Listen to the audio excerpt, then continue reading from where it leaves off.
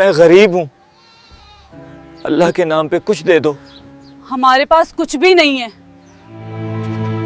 चलो मेरे साथ। चाची क्या हुआ? ये लो, इसको ले जाओ। चाची ये आप क्या कह रहे हैं? खुदा के लिए ऐसा ना करें। तुम फिक्र मत करो, चलो मेरे साथ, मैं तुम्हें खुश रखूंगा। एक गांव में जैनब नाम की एक लड़की रहती थी। उसकी उम्र 18 साल थी। जैनब एक यतीम लड़की थी। उसके माँ बाप इस दुनिया में नहीं रहे थे। उनके जाने के बाद उसके पास रहने के लिए कोई अपना घर नहीं बचा था। मजबूर होकर वह अपने चाचा अकरम के घर आ गई, जहां उसे सिर्फ एक छत तो मिल गई मगर अपनापन नहीं। अकरम की उम्र तकरीबन 40 साल थी और वह गांव के चौक में एक छोटी सी किराने की दुकान चलाता था। घर में उसकी बीवी शकीला बेगम भी थी और उनकी एक बेटी आयशा, जो उम्र में जैनब जितनी ही थी। एक ही घर में रहते हुए भी जैनब की जिंदगी बिल्कुल अलग थी।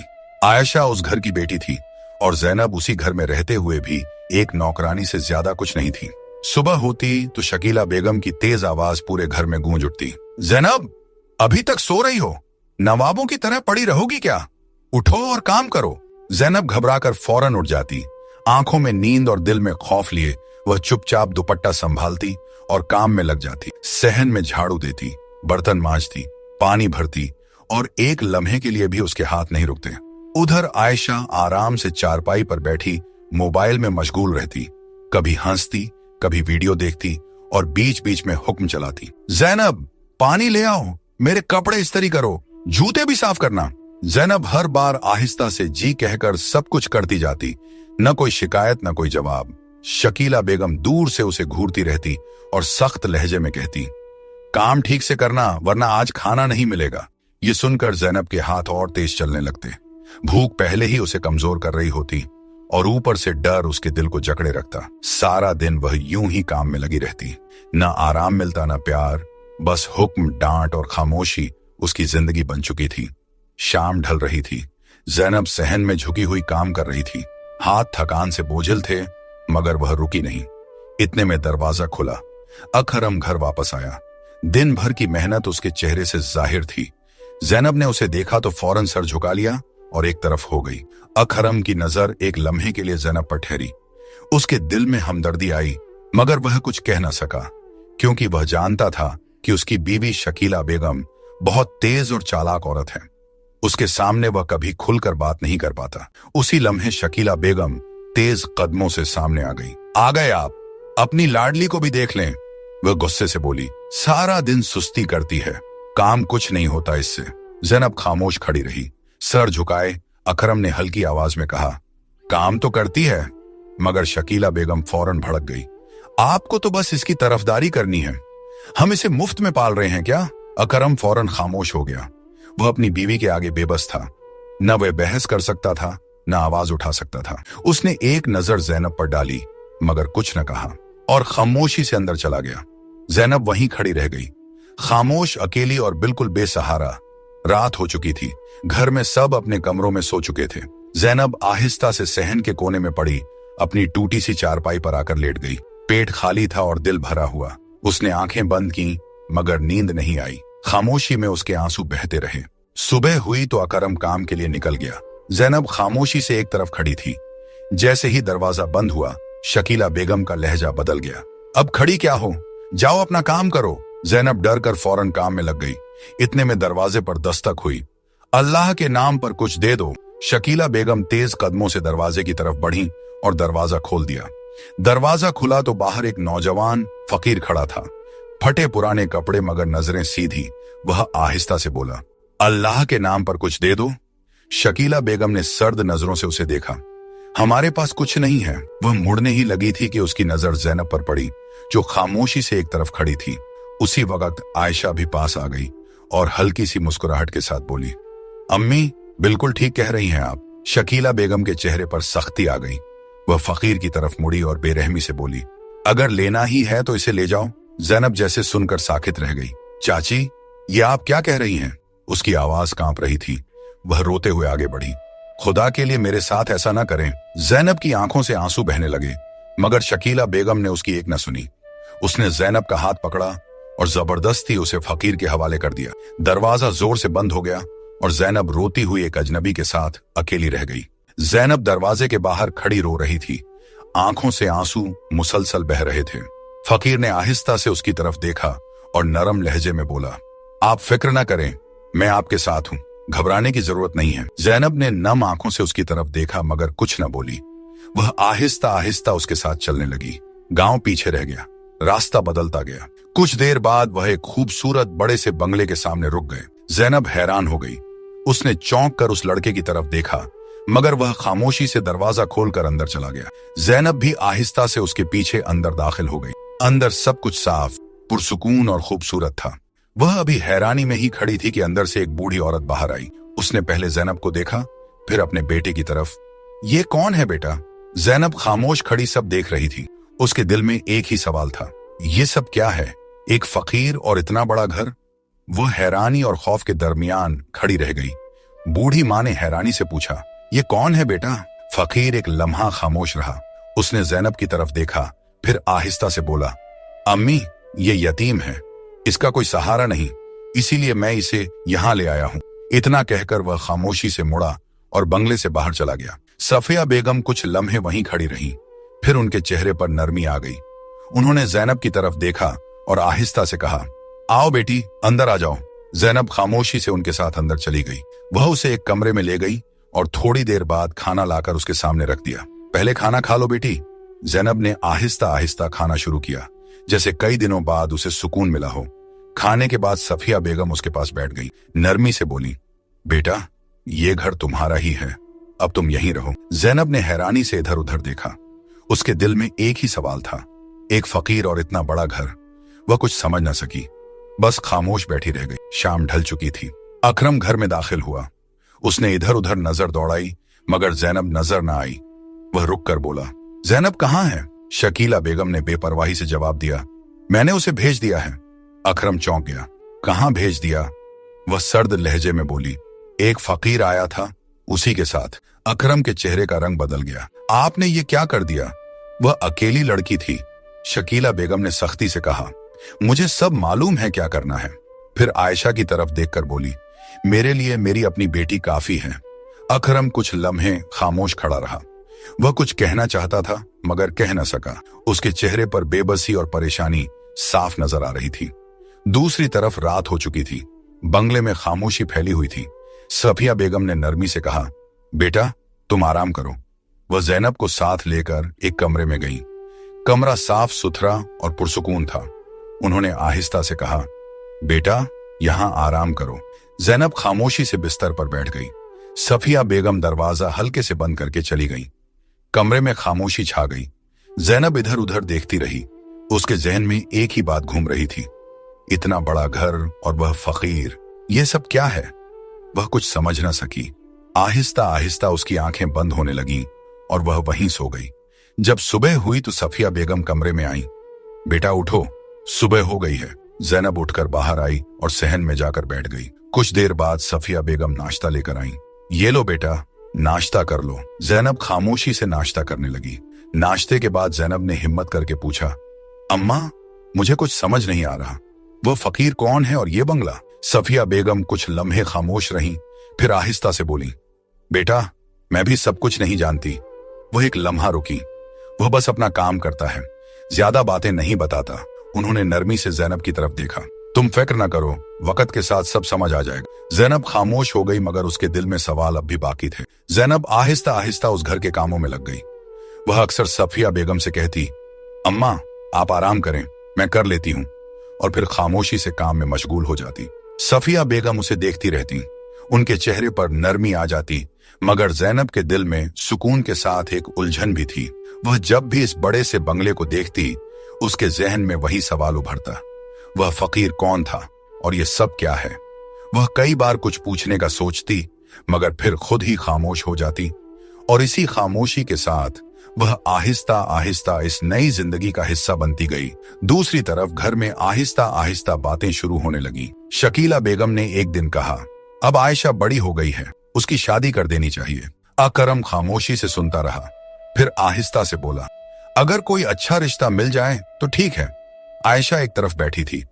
उसके चेहरे पर हल्की सी खुशी नजर आ रही थी। चंद ही दिनों बाद पड़ोस से एक रिश्ता आ गया। शकीला बेगम ने जल्दी से हाँ कर दी और घर में शादी की तैयारियां शुरू हो गईं।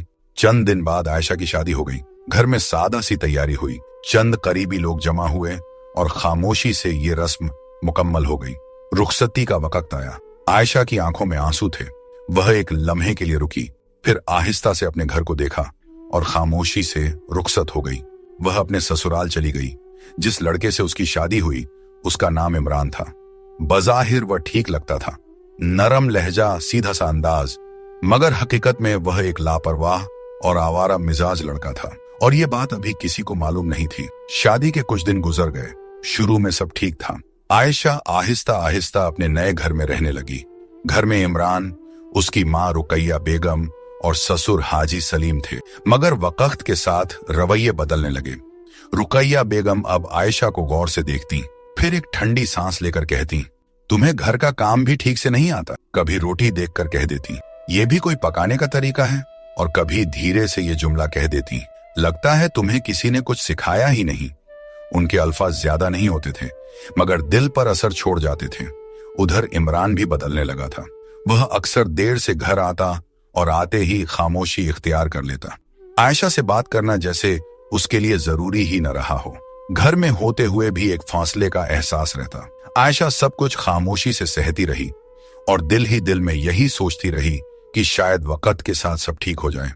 दूसरी तरफ कुछ महीने गुजर गए। जैनब अब उस घर के काम संभालने लगी थी और खामोशी से सफिया बेगम का हाथ बटाती रहती। मगर उसके दिल के सवाल अब भी वैसे ही थे।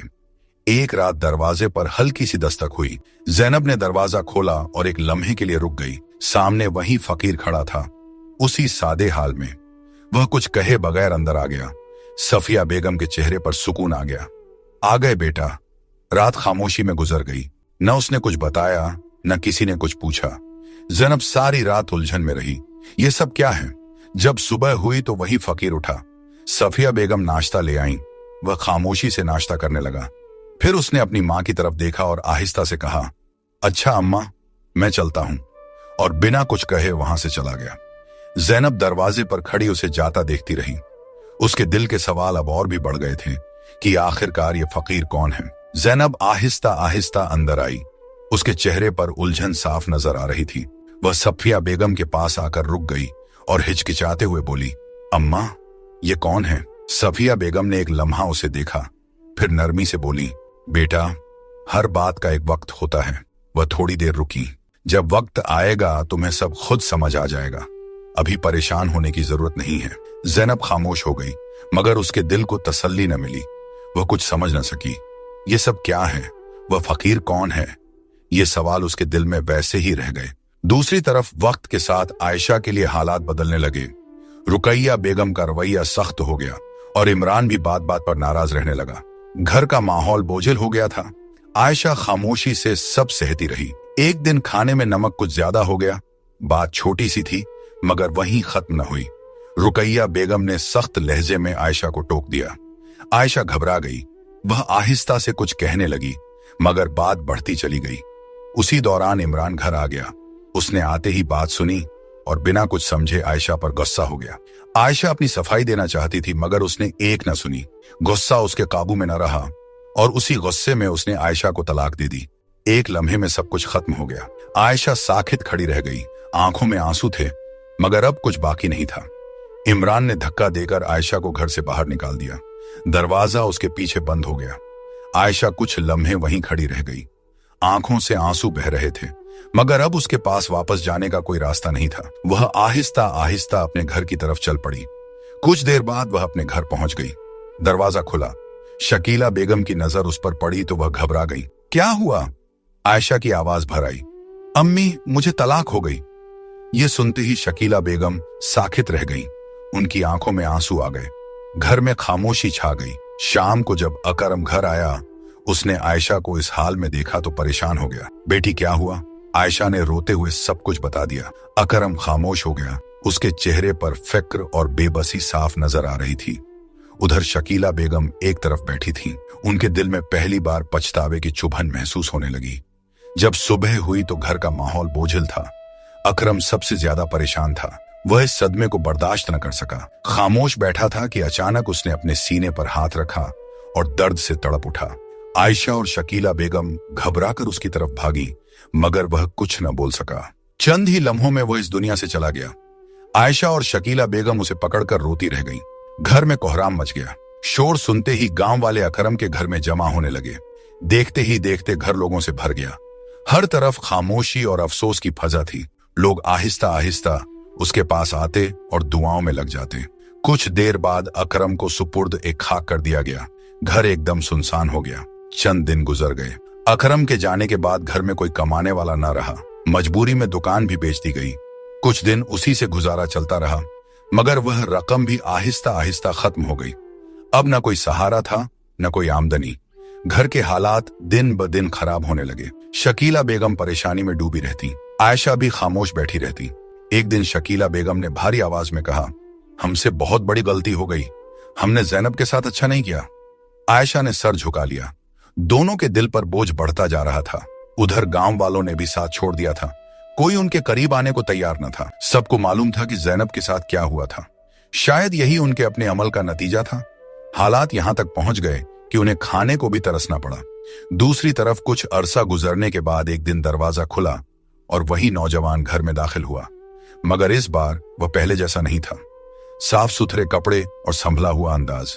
जैनब उसे देखकर रुक गई। वह पहचान न सकी। इतने में सफिया बेगम आगे बढ़ी। आ गए बेटा? वह हल्के से मुस्कुराया। जी अम्मा, आ गया। जैनब की हैरानी और बढ़ गई। वह आहिस्ता से बोली, आप तो फकीर थे, ये सब क्या है? वह चंद लम्हे खामोश रहा, फिर बैठ गया। आओ बैठो, मैं सब बताता हूं। जैनब उसके सामने बैठ गई। वह धीरे से बोला, आज तक मैंने ये बात किसी को नहीं बताई, लेकिन आज तुम्हें बता रहा हूं, मगर ये बात तुमने किसी को नहीं बतानी। जैनब ने सर हिला दिया। फिर उसने कहा, मेरा नाम शहजाद है। वह एक लम्हा रुका, और मैं खुफिया इदारे ISI का अफसर हूं। जैनब हैरानी से उसे देखती रह गई। वह आगे बोला, मैं एक मिशन पर था, जिसके लिए मुझे फकीर का रूप इख्तियार करना पड़ा। कई महीनों से इसी काम में था, और अब मेरा मिशन मुकम्मल हो चुका है। फिर उसने संजीदगी से कहा, लोगों की नजर में मैं फकीर था, मगर हकीकत कुछ और है। वह चंद लम्हे जैनब को देखता रहा, फिर आहिस्ता से बोला, मैं तुम्हें यहां यूं ही नहीं लाया था। जैनब खामोश रही। मैं चाहता हूं कि अब हम अपनी नई जिंदगी शुरू करें। फिर उसने नरमी से कहा, मैं तुमसे शादी करना चाहता हूं, क्या तुम राजी हो? जैनब ने कुछ न कहा, बस हल्की सी मुस्कुराहट उसके लबों पर आ गई, और उसी मुस्कुराहट में उसकी रजा शामिल थी। चंद दिनों बाद उनकी शादी धूमधाम से हुई। घर में रोशनियों की बहार थी। रिश्तेदार और मेहमान खुशी में शरीक थे। जैनब के चेहरे पर सुकून और खुशी साफ नजर आ रही थी। वह बार बार दिल ही दिल में शुक्र अदा करती। शहजाद भी उसका हर तरह ख्याल रखता। वक्त गुजरता गया और दोनों खुशी से जिंदगी गुजारने लगे। एक दिन शहजाद ने मुस्कुराकर कहा, चलो आज शहर घूमने चलते हैं। जैनब ने हल्की सी मुस्कुराहट के साथ हाँ कर दी। दोनों गाड़ी में बैठे और शहर की तरफ निकल गए। रास्ते भर जैनब बाहर देखती रही, जैसे नई जिंदगी को महसूस कर रही हो। कुछ देर बाद शहजाद ने गाड़ी एक जगह रोकी। चलो यहां कुछ खा लेते हैं। दोनों गाड़ी से उतरे। जैसे ही आगे बढ़े जैनब के कदम अचानक रुक गए। उसकी नजर सामने पड़ी। फुटपाथ के किनारे दो औरतें बैठी थीं, पुराने कपड़े और हाथ में कटोरा। वह भीख मांग रही थीं। जैनब की सांस रुक सी गई। वह पहचान चुकी थी। वह उसकी चाची और आयशा थीं। वह आहिस्ता आहिस्ता उनकी तरफ बढ़ी, आंखों में हैरानी और दिल में बेशुमार सवाल। चाची, आप यहां? शकीला बेगम ने सर उठाया। पहले तो वह पहचान न सकी, फिर जैसे ही नजर ठहरी वह चौंक गई। जैनब, तुम? उनकी आवाज कांप गई। तुम जिंदा हो? जैनब ने पुरसुकून लहजे में कहा। जी मैं जैनब ही हूं। फिर उसने शहजाद की तरफ इशारा किया, और जिसके हवाले आपने मुझे किया था वो यही है। ये सुनते ही शकीला बेगम की आंखों में आंसू आ गए। वह कांपती हुई आवाज में बोली, बेटा हमें माफ कर दो, हमसे बहुत बड़ी गलती हो गई। आयशा भी सर झुकाए बैठी थी। जैनब कुछ लम्हे खामोश रही, फिर आहिस्ता से बोली, आप माफी के काबिल तो नहीं थी, मगर अल्लाह की रजा के लिए मैं आपको माफ करती हूँ। उसने चंद नोट निकाले और उनके कटोरे में रख दिए, फिर खामोशी से मुड़ गई। शहजाद उसके साथ था। दोनों आगे बढ़े और एक रेस्टोरेंट में दाखिल हो गए। टेबल पर बैठकर खाना मंगवाया। कुछ लम्हे खामोशी रही, फिर शहजाद ने आहिस्ता से पूछा, ये वही हैं? जैनब ने सर हिलाया। हाँ वही। शहजाद खामोश हो गया और जैनब ने एक गहरी सांस ली, जैसे माँ जी का बोझ वहीं छोड़ आई हो। और यूं उनकी जिंदगी एक नई रोशनी के साथ आगे बढ़ गई। इंसान जो दूसरों के साथ करता है वही एक दिन उसके सामने आता है, इसलिए हमेशा रहम और अच्छाई का रास्ता इख्तियार करें। अगर आपको यह कहानी पसंद आई हो तो चैनल को सब्सक्राइब करें। फिर मिलते हैं अगली कहानी में।